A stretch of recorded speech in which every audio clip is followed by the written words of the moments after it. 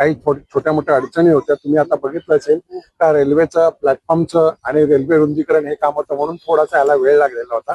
परंतु आता शेतकऱ्यांच्या देखील ज्या अडचणी होत्या त्या सगळ्या दूर करून आता मुहूर्त सापडलेला आहे. वसई विरार शहर महानगरपालिका क्षेत्रात ठिकठिकाणी वाहतूक कोंडीचा त्रास नागरिकांना सहन करावा लागत आहे. ही वाहतूक कोंडी सोडवण्यासाठी नियोजित असलेले उड्डाणपूल जलद गतीने होणे आवश्यक आहे.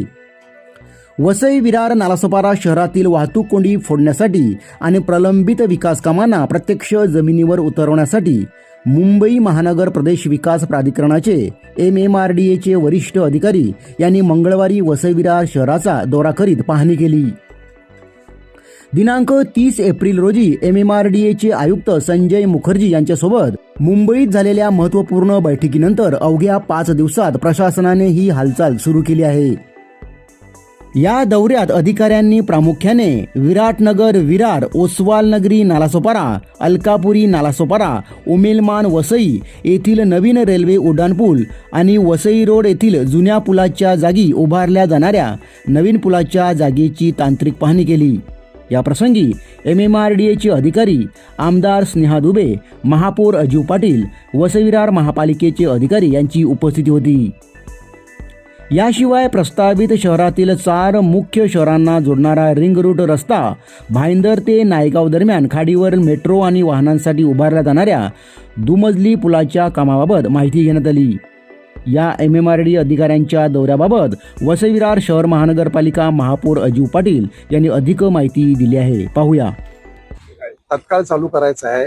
त्यासाठी MMRDA मध्ये आमची बैठक झालेली होती. लोकनेते यशवंत ठाकूर, युवा आमदार क्षितिज ठाकूर यांनी याच्यासाठी पाठपुरावा केला होता आणि याचा फॉलोअप आम्ही घेत होतो.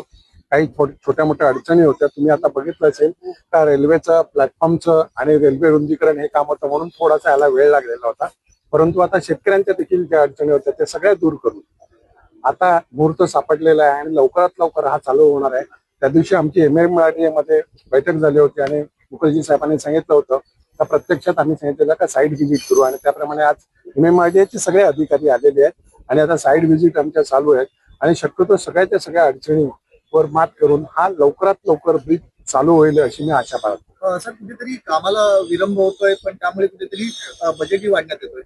कसं आहे की रेल्वेचं रुंदीकरण चालू होतं इतकी वर्ष आणि त्याच्यामध्ये काही अडचणी होत्या. आता तुम्ही समोर बघितलं असेल इकडे मागेच आपल्या नवीन प्लॅटफॉर्मचं काम चालू आहे आणि त्यामुळे अडचणी काहीतरी होत्या त्या आता दूर झालेल्या आहेत सगळ्या. आणि तुम्हाला माहिती आहे राज्य सरकारची आर्थिक परिस्थिती सगळ्यांना माहिती आहे. त्यामुळे राज्य सरकार देखील थोडंसं मागे पुढे होत होतं. MMRDA पण थोडीशी मागे पुढे होते. परंतु मुखर्जी साहेबांनी आता मनावर घेतलेलं आहे का कसंही करून ही कामं चालू करायची आणि लवकरात लवकर ही कामं आता चालू होतील. एकूण किती ब्रिजेसचे काम आहे आणि त्यामुळं जी वसई विरारची वाहतुकीची मोठी समस्या आहे बघा. आता सध्या आम्ही जे बघतोय ते 4 रेल्वे ओव्हरब्रिज बघतो. त्याच्यातला विरार आणि नालासोपारा प्रायोरिटीनी आहे. त्याच्या पुढचे जे 2 आहेत ते अलकापुरी आणि उमेळेचा जो आहे त्याच्यामध्ये थोड्याशा अडचणी आहेत. त्याच्यात देखील मात करण्याचा प्रयत्न चालू आहे. शेतकऱ्यांशी संपर्क साधलेला आहे. आमचे माजी महापौर मानकर साहेब ते उमेळ्याच्या शेतकऱ्यांशी बोलत आहेत आणि अलकापुरीचे जे काही शेतकरी आहेत त्यांच्याशी माझं प्रत्यक्ष बोलणं चालू आहे.